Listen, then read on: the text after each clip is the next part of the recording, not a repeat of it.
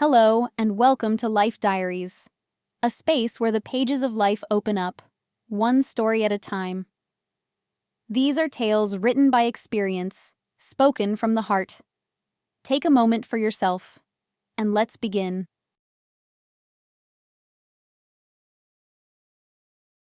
One July Monday evening, Olivia Shishkina suddenly felt as though a part of her life had ended. It happened completely unexpectedly. Muttering quietly to herself, she was sorting through the bag of her husband, who had returned the day before from a sanatorium where his mother had been staying.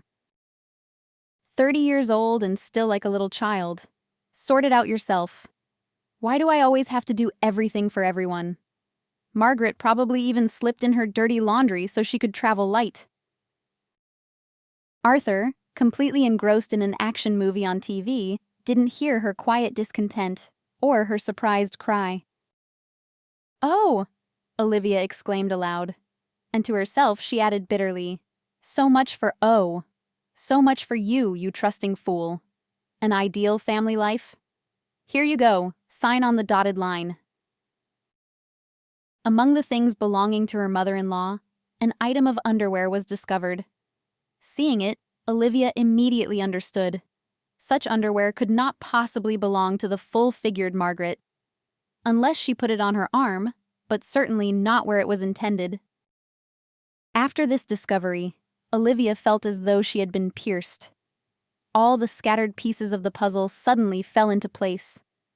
The picture of their family life, which until now had seemed so complete, appeared in its true, ugly light. Arthur is cheating. Hiding behind fabricated excuses, he is basely betraying their relationship. He doesn't care about her feelings, about the 7 years of marriage which, it seemed to her, had been happy. They had overcome difficulties together, sincerely rejoiced in each other's successes, without counting who contributed how much to the common budget.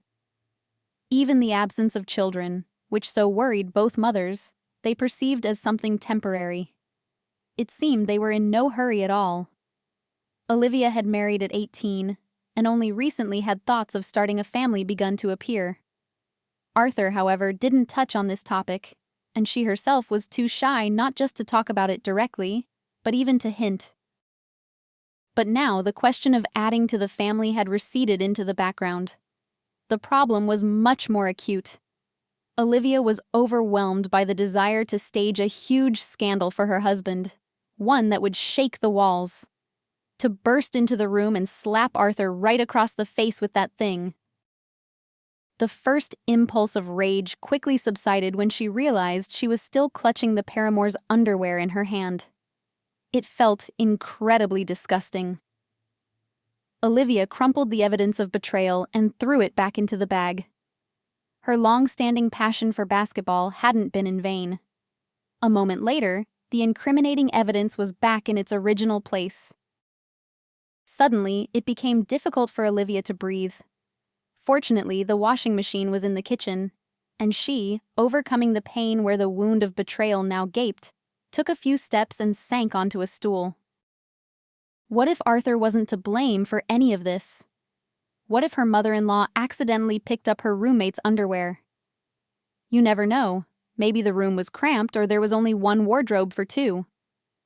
Although her relationship with her mother-in-law had become quite warm lately, Olivia didn't want to call Margaret and clarify if such an absurdity could have happened.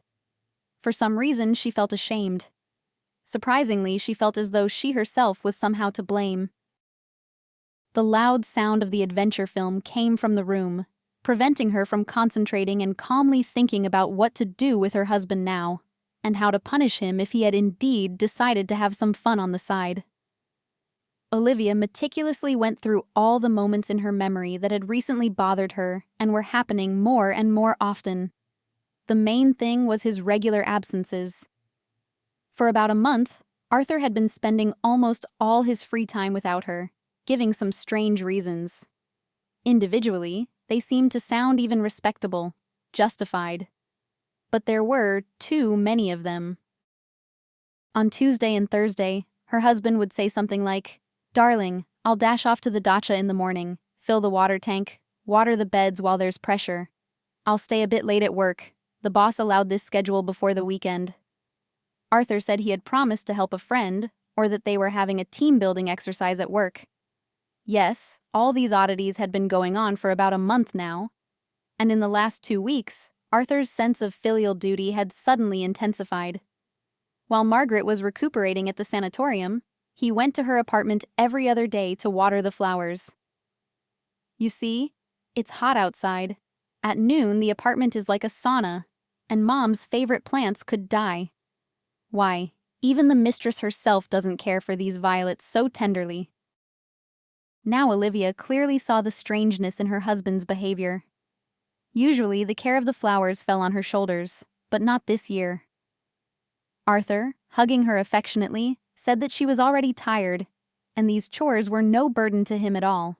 And Olivia had even suggested moving her mother-in-law's beloved plants to the bathroom, where it was cooler, and turning on grow lights there for illumination. But her husband objected to this perfectly reasonable suggestion. He seemed to argue soundly.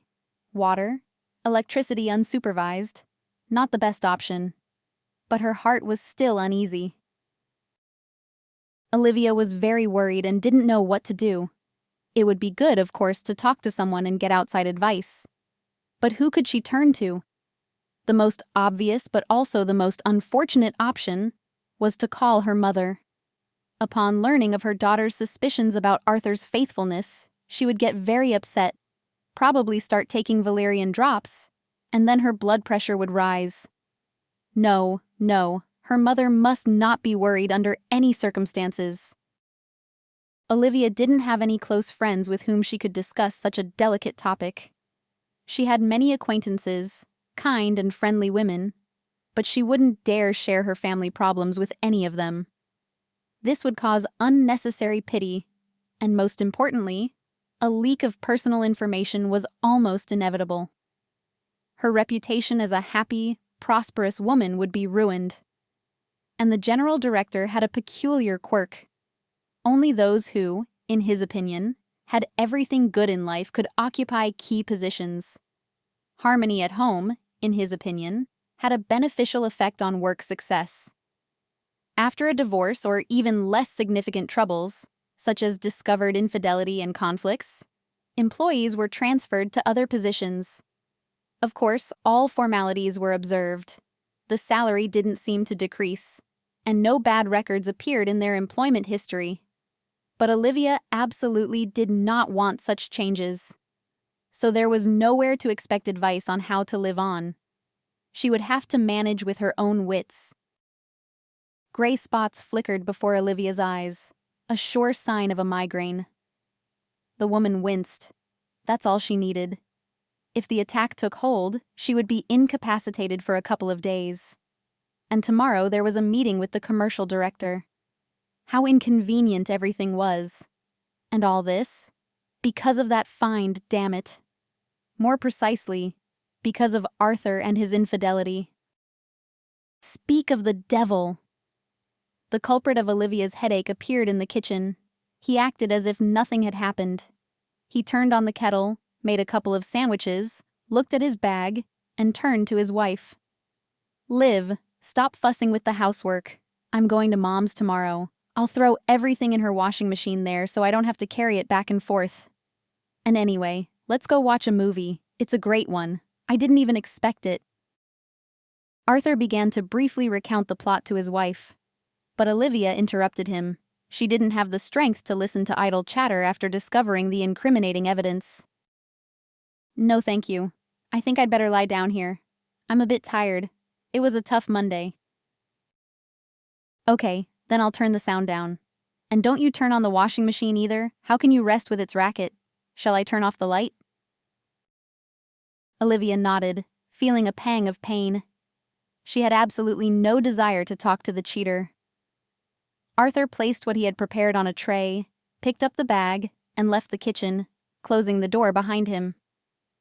In the darkness, the headache receded a little, and the woman didn't even notice when she fell asleep. In the morning, Olivia opened her eyes, mentally rejoicing that the migraine had apparently decided to spare her. The night's rest turned out to be surprisingly beneficial.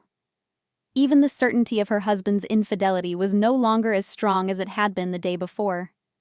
On the other hand, the version that someone else's underwear had gotten mixed up among her mother-in-law's things seemed, on the contrary, the most realistic.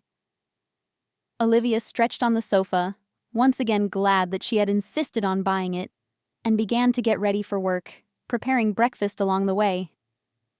Arthur's mornings were usually unhurried, and this morning was no exception. By the time her husband appeared in the kitchen, Olivia had already finished breakfast, left him food, and was ready to leave. "Livy, don't expect me home early tonight. Right after work, I'll pop over to Mom's, do the laundry, and check on the flowers. Otherwise, she won't forgive me if anything happens to her green pets." Jealousy and resentment pricked her again. The woman almost recoiled when Arthur, as always, came to kiss her, but managed to endure the usual morning ritual. Olivia hurried to work to get her routine tasks done before the meeting. However, it was difficult to concentrate. Her thoughts involuntarily returned to yesterday's find in her husband's bag. At the meeting, the commercial director even remarked, "Olivia, it seems you are not at all interested in the topic of our meeting." "Why, William? I am listening to you very attentively." "Strange. You have such a distant look, as if you are somewhere very far from here." Knowing perfectly well what and how the director was speaking, Olivia recounted several key points. Quite satisfied with the result, William interrupted her and continued his speech. While the man spoke, rambling on, Olivia made her final decision: to follow her husband. Fortunately, her workday ended earlier, and setting up an ambush near her mother-in-law's house was no trouble. The courtyard there is a dead end, and only one road leads to it, on the turn of which is a cafe with panoramic windows. If you sit in a good corner, the view will be magnificent, and you didn't have to worry about Arthur dropping in for pastries. You couldn't drag him into this type of cafe even with a lasso. After making her decision, Olivia calmed down a little and hardly distracted herself with thoughts of her husband's infidelity until the end of the workday. Only closer to evening did she start to tremble slightly. After all, it was an unusual undertaking, not something you do every day. More precisely, it was her debut in the field of secret surveillance. At the cafe, Olivia took some berry juice and a pastry that the saleswoman actively advertised to her. Only now did the woman, suspecting her husband of cheating, realize that, preoccupied with her worries, she had forgotten to have lunch. The strawberry filling in the pastry turned out to be unusually tasty, and the wait became less agonizing. Noticing her husband's car drive past the cafe, Olivia continued her observation. Following him was not difficult. He parked in the asphalt lot, took a sports bag from the back seat, and, without looking back, entered his mother-in-law's building. A few minutes later, the kitchen lights in her apartment came on. Olivia froze, waiting. If Arthur had a date, then the mistress should appear soon. On a fine summer evening, the street was crowded. Many people took a shortcut through the quiet courtyard. Her heart stopped every time attractive women walked past the entrance. However, they all walked past. Only a few guys with backpacks entered the building. Under the cover of passers-by and bushes, Olivia continued to wait. Then the light went out, and the woman saw her husband leave the entrance alone and with a clearly empty bag. It seemed he was just waiting for the washing machine to finish its cycle. Apparently, no one had come to see him, and Olivia couldn't believe that the mistress paramour lived in the same building of a modest Khrushchev-era block. Too unlikely a version, unless it was for some third-rate melodramatic series. Despite the fact that her first attempt at surveillance yielded no results, Olivia decided to closely observe her husband for a few more days. It wasn't such a difficult task. "At least I'll bring clarity to this whole situation," the woman thought. "It's not a big deal that I have no experience and Arthur might notice me. I'll figure out how to explain myself." The morning surveillance on Wednesday was thwarted. Although, of course, the fact that her husband woke up at the crack of dawn to go to the dasha aroused suspicion. However, Olivia simply couldn't take time off work. In the evening, Arthur went straight home after work. This calmed her down a little. Thursday also brought Olivia no incriminating evidence. What's more, during these days he only visited his mother's apartment once, as if he sensed he was under his wife's watchful eye. However, Olivia understood that it was too early to relax. Who knows what her husband's schedule for meeting his mistress might be, if she even exists. Mentally scolding herself, the suspicious woman didn't even check her husband's phone. But there were so many numbers in the call history, including repeated ones, that none of them immediately stood out. Reading messages and messengers also yielded nothing. Olivia knew about the existence of online chats where correspondence disappears after logging out, but there were no traces of visiting such sites in the smartphone's browser history. Realizing that she was just an ordinary person, not a trained specialist, Olivia decided to go all in and try to disrupt her husband's supposed meeting. On Friday evening, she suggested, "Art, we've been staying home too much. Maybe we should go on an impromptu excursion. You know, like a weekend trip." Arthur smiled guiltily and spread his hands.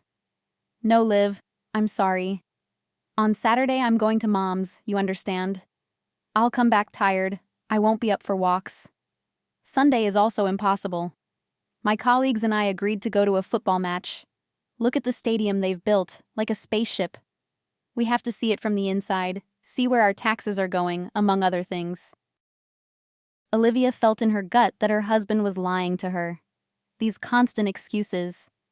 So, her assumptions were correct. Her husband's meeting with his mistress was scheduled for the weekend. The woman decided to go all the way. "Listen, that's just wonderful. I'll go with you to Margaret's. It feels a bit awkward. She's due back from the sanatorium in a week, if I'm not mistaken, and I haven't visited her once. After the sanatorium, we can drive around the area, and that will be our spontaneous getaway." Arthur tried to dissuade his wife. "Liv, you weren't feeling very well at the beginning of the week. I think you need to rest." "Don't make things up, Art. It's indecent not to visit your mother-in-law even once. Besides, I really need a change of scenery." Olivia hoped she would manage to see her mother-in-law's neighbor. She was very persistent and got her way. The trip to Mom's happened. Margaret was happy to see both her son and her daughter-in-law. They had a wonderful time, walking along the well-kept paths among majestic trees. Even the summer heat in the dappled shade didn't seem so exhausting. Nimble reddish squirrels, tamed by visitors and staff, comically scurried along the branches and came down to people for treats. Olivia thoughtfully brought seeds and nuts for the walk. She offered the provisions to Arthur and Margaret. "Try feeding these little animals yourselves. They're so funny, they use their paws just like hands." The squirrels fearlessly came down to the outstretched palms with treats, delicately took the food, and ate neatly, looking with their intelligent little eyes. By one of the paths, Margaret introduced a woman she met to her daughter-in-law. "This is Annie, my roommate." The lady of almost immense dimensions smiled warmly. Olivia almost burst into tears. The hope that the item of women's clothing found in her husband's bag belonged to her mother-in-law's neighbor was shattered. Such underwear clearly could not belong to this woman. Trying not to betray her disappointment and anger, Olivia continued the walk. But there was no trace left of her former serenity. After saying goodbye to Margaret, the couple left the sanatorium grounds, and Arthur, completely oblivious to his wife's changed mood, suggested, "Well, shall we drive around the area as planned?" "Oh, Art, I think I've had enough walking. Let's go home instead. I'm kind of worn out too. And tomorrow you have football to go to. You're not old yet, but you already have to conserve energy." Annoyed, Olivia couldn't help but snap. "Yes, well, you're an old man, and it seems decrepitude is creeping up on me too." Arthur ignored his wife's displeased tone. He wasn't even bothered by the fact that Olivia didn't talk to him on the way home, attributing it all to her fatigue. Sunday's surveillance of her husband seemed crucial to Olivia. Indeed, if he had a mistress, and he was supposedly going to a football match, which he had never been a fan of, it clearly meant he was going on a date. In the morning, Arthur got up very early, even before his wife, and the aroma of freshly brewed coffee woke her up. When she entered the kitchen, the man had almost finished his breakfast. "All right, darling, I'm off," Olivia remarked sarcastically. "Isn't it a bit early? As far as I remember, the football match starts in the evening." The man tried to speak convincingly and calmly. "Well, we'll gather first, chat, and then head to the stadium." The woman didn't make any more sarcastic remarks so her husband wouldn't become suspicious, and asked, "Are you walking or driving?" "Driving. I'm not planning on drinking, and I don't want to bother with taxis or public transport. It's calmer for me that way. I'm my own boss." "Okay, I understand. Then I'll get to the beauty salon myself.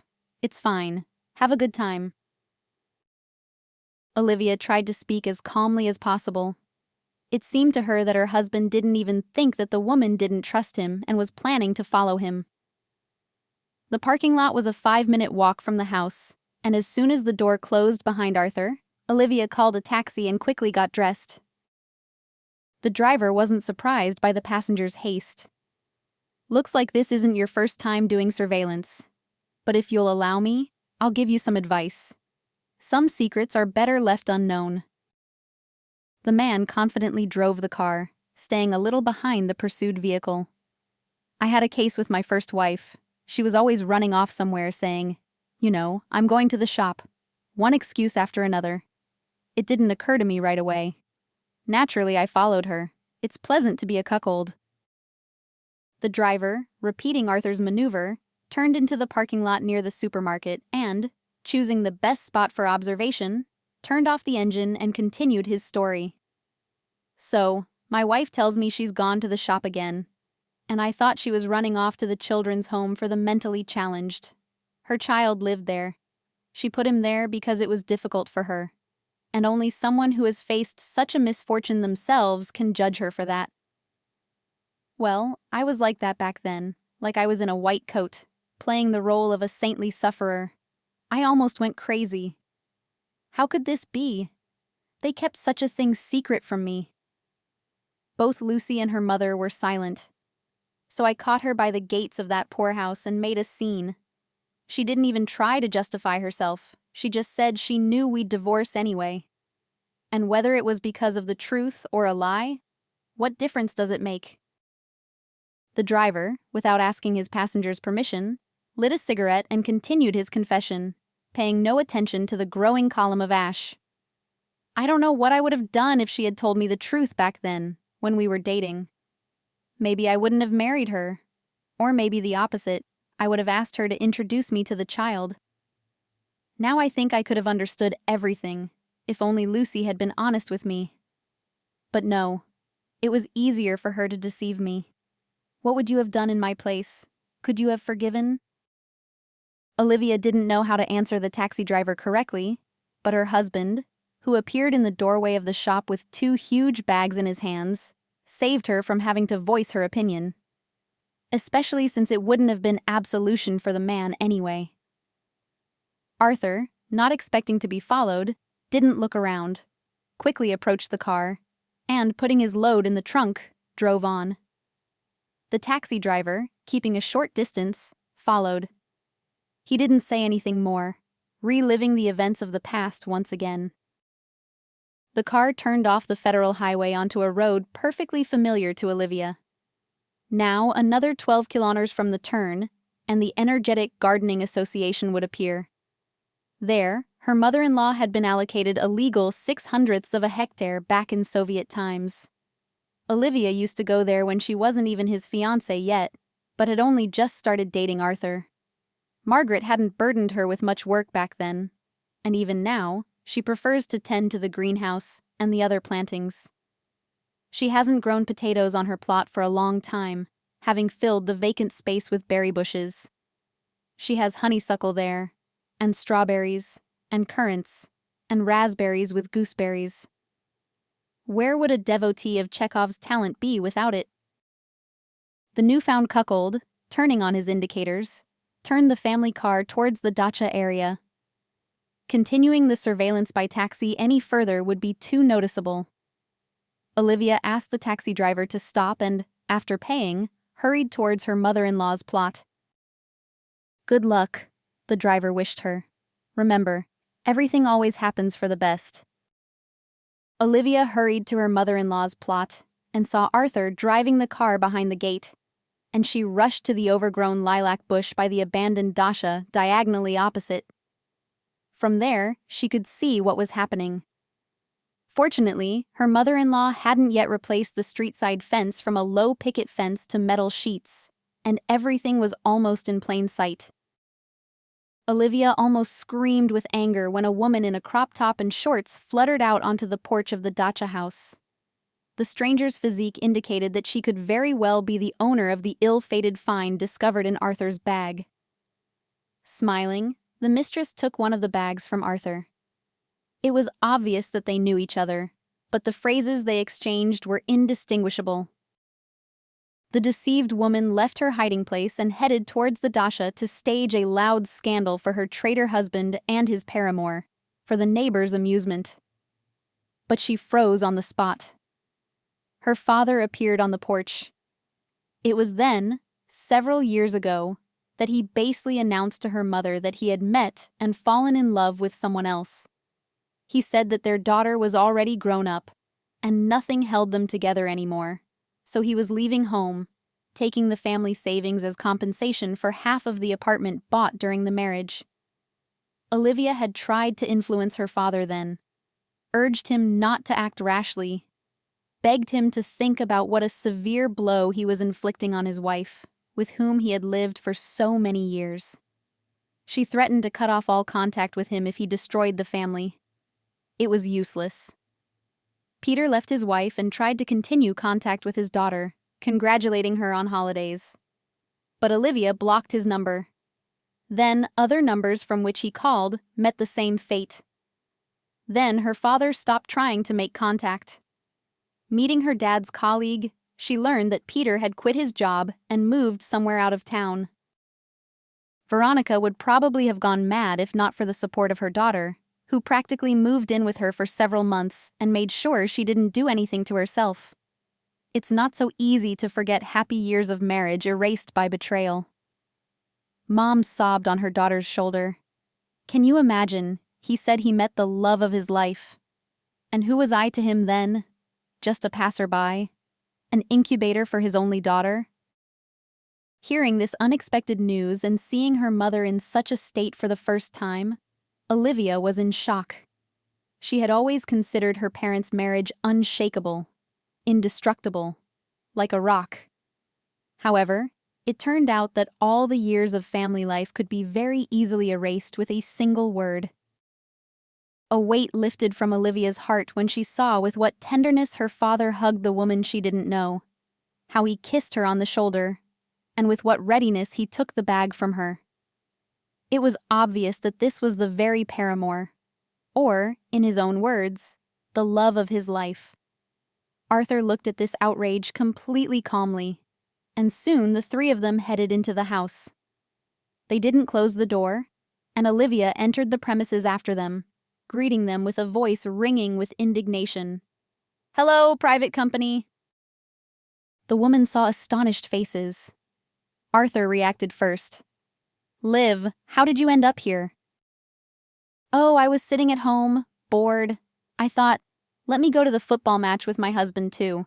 And here it's some kind of tango for 3, not a gathering for a match from behind the bushes." "Liv, my daughter, hello," Peter exclaimed, recollecting himself. "I'm very glad to see you. Please meet. This is Sophia, Sophie, and this is my daughter, Livy, my pride. This is the one I've told you so much about." Olivia managed to see that the woman in the top and shorts was roughly her age, and didn't mince words. "So this is her, the love of your life? Golden hand, leg, Or what part of her body did she charm you with? I wouldn't say it's a pleasure to meet you, because I'm disgusted to see her and you, Arthur. And you have really disappointed me. I never would have thought you'd be entertaining your runaway father-in-law and his girl at your mother's dacha. Don't you dare talk about Sophie like that, Olivia's father protested.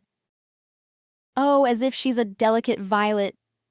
By the way, Sophie, didn't you lose your little pants?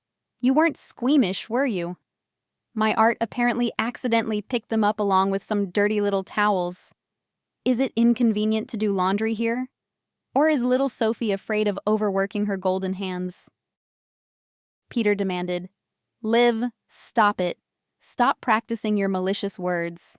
Your husband is helping us at my request, and there's nothing wrong with that. A wonderful and responsive person. He is acting mercifully, showing kindness, not callousness and malice towards an innocent person. Well, I'd be too shy to call your little Sophie innocent.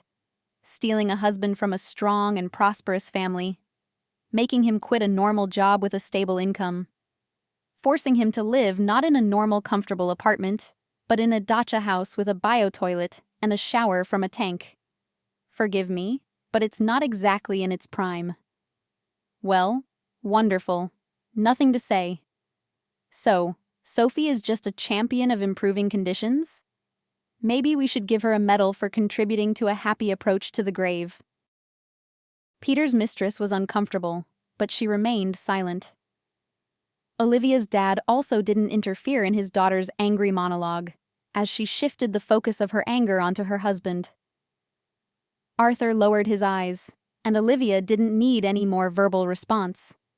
It became obvious to her that her husband hadn't cheated on her with another woman, but he hadn't acted much better. With Margaret's permission, either out of a sense of male solidarity or for some other reasons, he was indulging his father-in-law and his paramour. You sneaky ones, Olivia gasped. How long have you been hiding this dacha haven for lovers from me? A month? More? Daughter, calm down and let's talk, Peter suggested. It's not so simple. Yes, I bought all sorts of goodies, Arthur announced. Indeed, let's discuss everything at the table. Olivia didn't miss the chance to speak her mind once more about the destroyer of her parents' family, whom she hated. I won't sit at the same table with this Sophie with the golden leg.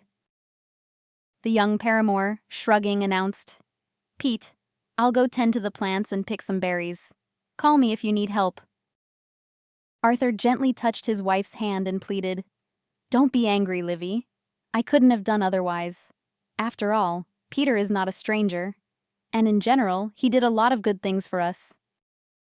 Olivia pulled her hand away and, without hesitation, began to speak her mind. Yes, he did a lot of good things. I barely saved Mom after his betrayal.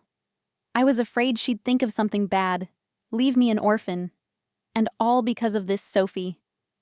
Turns out he found himself a Galician angel. Peter, taking things out of the bags his son-in-law had brought, set the table and remained silent. The man knew perfectly well that his daughter had a quick temper, but was quick to forgive. Let her vent for now. Sighing, Olivia sank into her favorite armchair in her mother-in-law's dacha house and turned to her father.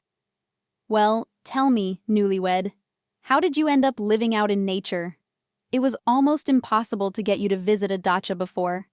And here, I understand, you've been staying for a month. And for some reason, Arthur is bringing you groceries and all that.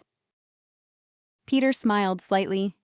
You're still my smart girl. You figured everything out right away. Sophie and I actually have to hide. We got into a very nasty, scary situation. Now we have to hide from creditors. Olivia was extremely surprised. How so?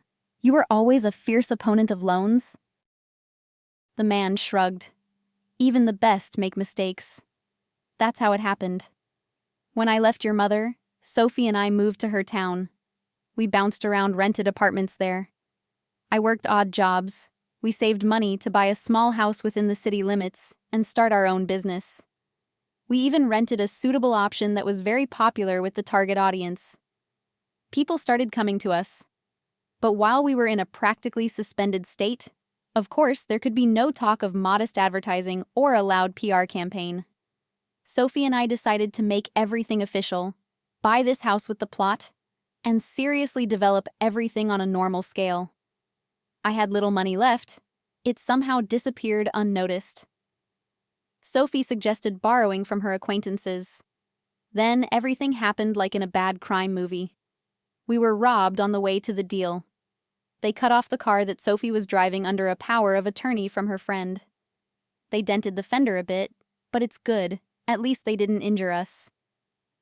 Ah, Livy, if you had seen how Sophie defended me, you would never, ever call her bad names. She threw herself at the bandits like a grizzly. She threatened and even shouted that if they so much as touched me with a finger, they would get absolutely nothing for anything. It was so brave, so sincere, but so reckless. I was genuinely scared for Sophie then, and I think I loved her even more. I understand that because of your mother, this might be unpleasant for you to hear, but I don't want to lie to you. In short, they put psychological pressure on us and named a debt amount that was completely out of line. So we had to, as they say, run out of town as fast as our legs could carry us. There weren't many options where we could hide. We just need to stay put until Sophie's friend, who has high-level connections, returns from her trip to India. She went there for enlightenment.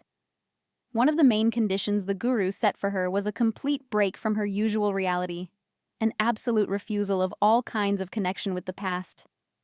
So I had to turn to art as my closest person. I felt very awkward. If it weren't for him, it's unknown whether I'd be alive right now or not. I am very glad that my son-in-law agreed to solve our problem with accommodation and providing us with everything necessary. Thanks a lot to Margaret, too. Even a huge thanks. She understood our situation and allowed us to stay here. No one would think to look for us here, so we can relax. I understand that Sophie and I are essentially a heavy burden on your family's budget, but I promise, as soon as our situation improves... Peter spread his hands, showing that he didn't expect any compensation, and Olivia clarified, "Messed up, Dad? Couldn't you have gone to the police? If these bandits damaged the car, especially someone else's, and tried to intimidate you, they should be held accountable. There must be some way to deal with them. I think you definitely need to file a report. Of course, an investigation while the trail is hot won't happen now, but you have to fight this lawlessness somehow." Oh, Liv, you are still so naive. Sophie said that their local police station is completely corrupt. If you go to them, you could lose your health, or even your life, without trial or investigation. But there are supervisory bodies over the police, aren't there? The prosecutor's office or something like internal affairs? It's better not to go to them either. It's like wading into water without knowing the depth. Anyway, for a good result, you need to have a direct contact with someone from the staff. Then the case won't get stuck. Once Sophie's friend comes back, then we can try. And for now, we have to lie low. So that's the situation, Livy. In my old age, I've ended up in such a mess that I wouldn't wish it on my worst enemy. Thank you. Your husband and his mother have been merciful to me and Sophie. Otherwise, I'd probably be rotting somewhere buried like a dog right now. Peter looked like a tired man, not a happy lover at all. Somehow, the resentment for her mother faded into the background. She didn't want to be sarcastic and comment on the boomerang that had come back. After all, this man with anxiety in his eyes continued to be her dad. The very one who taught her to ride a bicycle, supported her in difficult situations, and explained math and physics problems. He was the only one who approved of her desire to marry Arthur when she came of age. Mom kept saying back then that there was no need to rush, while her father reminded her that they had actually gotten married barely a week after their high school graduation party. Arthur, sensing that Olivia's mood had softened, decided not to push his luck further and asked his father-in-law cautiously, "Peter, perhaps some tea? Let's at least have some tea and sandwiches." The man was embarrassed, realizing he was trying to treat his daughter and son-in-law essentially at their own expense, and added, "Remember, Livy, what your grandmother used to say, with your own lard right on your snouts?" For the first time on this difficult day, the woman smiled sincerely. "Yes, I always used to ask her what musalam was. Grandma explained it to me every time, as if it were the first. It was like a ceremony for us." "Dad, I'm sorry, but I don't feel like eating at all. Too much news for today, and tomorrow is a work day. I need to get a good rest before it. And before that, I still need to have a serious talk with Arthur about secrets in married life." Although, judging by Olivia's tone, the main emotional storm had already passed. Arthur put his arm around his wife's shoulders and lowered his head guiltily. Peter began thanking his son-in-law again, not forgetting to put in a good word for him. "Thank you for everything. Go, get some rest. Only, daughter, don't be angry with your husband and don't scold him. He's gold. If anyone is to blame, it's me." Olivia left her favorite armchair and froze, not knowing how to proceed. Should she hug and kiss her dad, with whom she hadn't spoken for many years, or just say goodbye? Each of these options seemed unsuitable to her. Sophia, who appeared with a basket of berries, diffused the situation. "Here, I've picked some for you and Margaret. As far as I know, she should be back from the sanatorium soon. We'll have time to figure out where to move by then so we don't get in the way." Hearing the voice of her father's young mistress, anger stirred in Olivia's soul again. "How cleverly you dispose of other people's things, and don't inconvenience yourself." Of course, Arthur put his arm around his wife's waist, and gently but persistently pulled her towards the exit to prevent another scene. Olivia didn't resist, feeling that she was terribly tired both from the surveillance and the news that had fallen upon her. Peter went to see his daughter and son-in-law to the car. He gestured for Sophie to stay in the house so as not to provoke another outburst of hatred. On the way home, Olivia tried not to express her irritation with the situation that had developed in her life.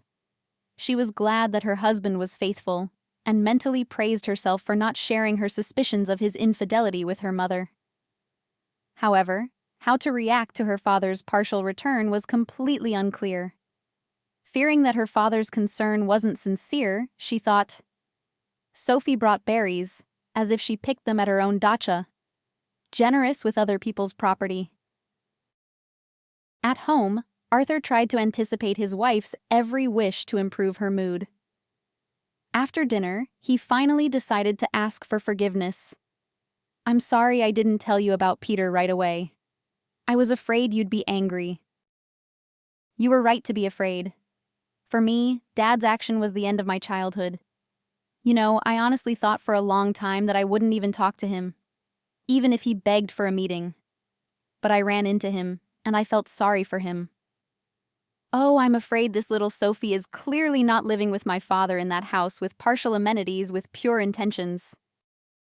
Arthur tried to justify his father-in-law's new paramour. "Liv, you yourself understand that judging a person based on rumors isn't entirely fair. It seemed Sophia was very tender towards Peter. She cooks food and keeps the dacha tidy. And anyway, my dear, I think you're being hard on her. She had a very difficult past, but she didn't become embittered. Can you imagine? At 18, she ended up with an elderly grandmother, a younger sister, and a little brother to care for. Despite all this, Sophie managed to get an education herself, a vocational one, but in a sought-after profession. Well, I'm completely uninterested in the biography of this schemer. Arthur, have you also fallen under her influence? How predictable you men are. A cunning woman pulls the wool over your eyes, and you're ready to defend her and ruin families because of her. Liv, you just didn't see how tenderly she cares for Peter. You can't fake that, and how she defended him during the attack." "But you didn't see that," Olivia reasonably countered. "Fear has big eyes, and it's quite possible that the incident was actually completely different."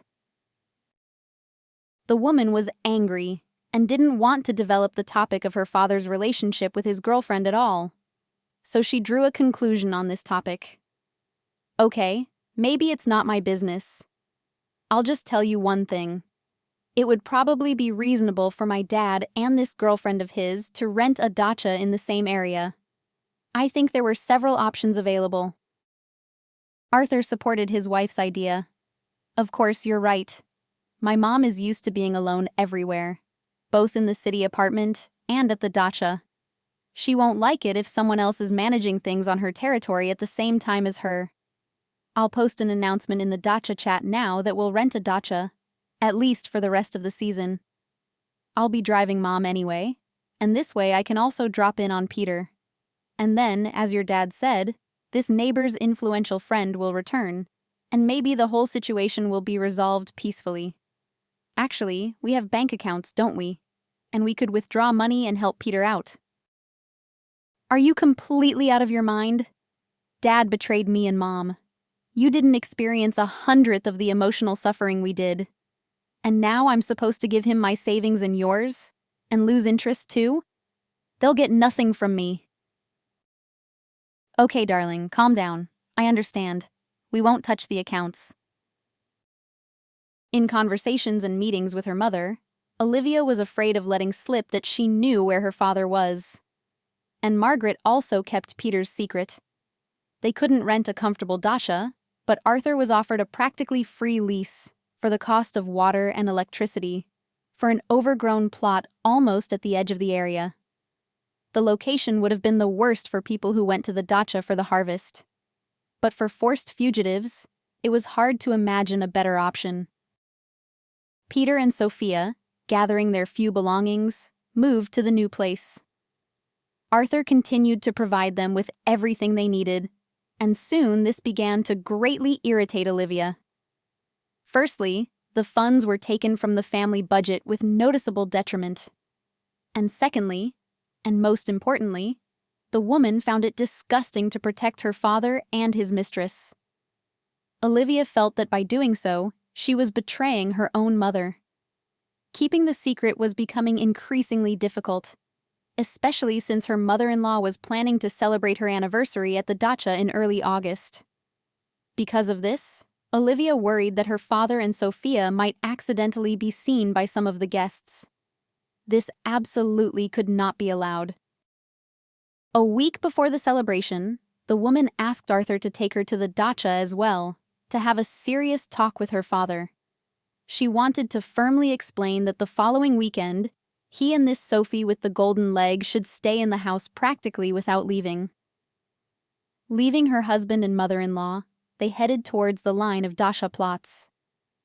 It was clear that many owners of these 600ths of a hectare had long since abandoned them, and it was almost impossible to drive along the lane because of the sprawling sea buckthorn and lilac bushes. But the rampant vegetation provided shade, which was such a relief in the abnormally hot August heat. Olivia walked unhurriedly, rehearsing what and how she would say it. Almost at the very gate of the needed plot, the woman heard the hated voice. Olivia wanted to go in and tactlessly interrupt the stranger's conversation, but then some sixth sense made her stop. Her father's mistress's words were very unexpected. "No, Mark, I told you nothing's working out yet. That nasty Olivia is ruining my whole plan. If it weren't for her, I would have already squeezed everything out of these sheep. But as it is, I have to live in this shabby dacha, go to the toilet outside, wash when the water in the tank heats up. The worst thing is having to look devotedly into the eyes of this elderly idiot. At least because of this heat, his desire for me disappears, and I don't have to go to bed with him. Anyway, it's not even a bed. It's some kind of outright mockery. Ah, dear Mark, you probably won't even recognize me after these few months. I haven't been to a spa or the gym. I haven't even had an enema. A complete scarecrow. But for that fool Pete, this will do. As soon as I convince him to sell his share of the apartment here, we'll get that housing then. Real estate prices here are almost like in the capital. That money, considering what we got from the simulated robbery, will be enough for us to leave here and live normally somewhere on the coast. Sophie's intonation changed from irritated to whining, and it was clear how artfully the cynical woman was manipulating her interlocutor. However, this delight would have been much stronger if Sophie were an actress on stage. Now it was completely unclear when her father's paramour was telling the truth. Olivia was hardly surprised by what she heard. She had suspected something like this. Fortunately, she had the presence of mind to take out her phone and turn on the voice recorder. The recording wasn't perfect, but if you wanted to, you could make everything out. Towards the end of the conversation, her father's mistress's speech was a continuous string of exclamations. She was talking about how much she missed him. And Olivia became incredibly curious about how Sophie would react now if she knew that compromising evidence had appeared against her. Restraining herself, Olivia waited until her father's mistress finished the conversation, and only then came out from behind the bush. It was obvious to Liv that Sophie was extracting money, but because it was difficult to prove, she decided to leave everything as it was. So, she needed to provoke the greedy little Sophie and demonstrate to her dad the true nature of the woman because of whom he had destroyed a happy family. Deciding that she wouldn't hear anything new, Olivia turned off the recording and walked out to meet the ill-wisher. "Oh, hello, Livy. Come in, please. I've made some soup here. It's tasty, I think. Let me treat you for now, and then Dad will come." He went to the spring, thinking that none of his acquaintances would meet him there. Olivia didn't say everything she wanted to and clarified, "And has Dad been living with you long?" "Nothing interesting." Meeting her father on the forest path, Olivia asked, "Listen to me and try to believe. Sophie is just using you to get money. The attack on you and her was staged, and here, at the Dachas, she is hiding with you from an imaginary danger. Here, listen to the recording I made." Peter listened to Sophie's recorded speech, and his face changed. She felt sorry for him, but Olivia didn't stop the recording. It was better to swallow the bitter pill at once. "Yes, daughter, modern technology has come a long way. Admit it, you just somehow managed to compose Sophie's voice to make me quarrel with her." Olivia was disheartened. She understood that her father's feelings for the brazen, unprincipled liar were deep. All attempts to tell him, or even provide visual evidence that the mistress intended to become the owner of elite real estate at the expense of others would be met with displeasure and even scandals. She had to somehow convince her father, open his eyes. "Dad, I beg you, don't rush to get money for her. She'll come up with something else to fleece you. So, I'll set up a test for her. I'll say that money has been brought for us to pay off debts, and you and Arthur will observe her to understand how she will act. It would be good if a few strong guys could also come to help us. I think that's solvable." "All right, Liv," Peter replied. "Let's go to our place for now to discuss all the details." Without looking into his overgrown house, Peter headed towards his son-in-law, accompanied by his daughter. In the evening, the mistress again noticed that Peter was cold towards her, but didn't attach much importance to it, especially since this detachment suited her perfectly. Only when the man announced that his son-in-law had agreed to provide the money, but only in cash, did Sophie almost jump for joy. "My love, my sunshine. Now we can return to our usual way of life. Isn't it a miracle?" Arthur smiled. So far, everything was going exactly as they had planned. Thanks to a friend of his, he managed to invite former Special Forces soldiers to participate in the fraudster's apprehension. When Sophie's accomplices arrived at the dacha, squeezed with difficulty along the overgrown lane, the brave guys immediately apprehended them. They treated Sophie very delicately, and Peter, coming almost close, announced, "You, Sophie, despite having a wise name, wanted to fleece me again. But you didn't take into account that you talk a lot, and where you shouldn't. Fortunately, Liv overheard your frank conversation. So if you don't want to end up in prison for fraud and drag these fools down with you, then pay me back what you stole from me with the help of your buddies." There was nothing left for Sophie but to write a receipt. Shaking off the dust, Peter asked Arthur to give him a ride to the city and hurried to his wife, buying a gorgeous bouquet of flowers on the way. Veronica, it feels like half a lifetime has passed for me. Let's try to start our relationship over. Veronica smiled at her ex-husband, and he thought he had found the key to her heart.